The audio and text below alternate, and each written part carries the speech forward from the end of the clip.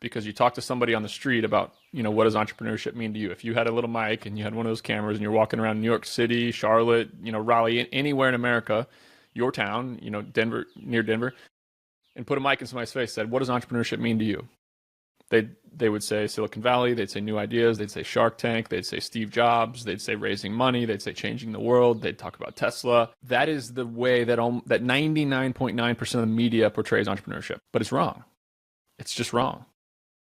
The wealthy people that I know in Athens, in Denver, in Charlotte, in New York City, the wealthiest of the wealthy, the people who have private jets sitting here at Ben Epps, the people who have the $10 million beach house on 30A or in the Outer Banks, the people who play at the most exclusive golf courses in America. Not that that is the only form of wealth, but the people who make the real money. That's the measuring stick for what you're talking about. For business, yes, yeah. That's the measuring stick. Almost none of them raised venture capital.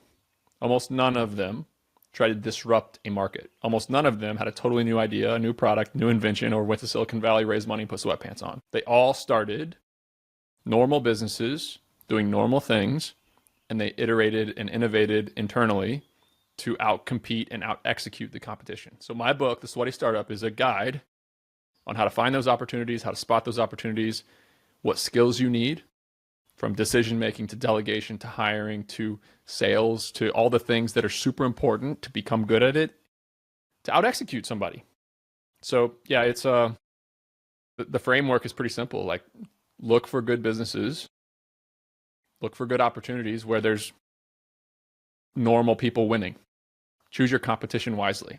Like, you can pick to play against, a computer scientist from Stanford with $20 million of venture capital funding who's scored 36 on his SAT and is a genius.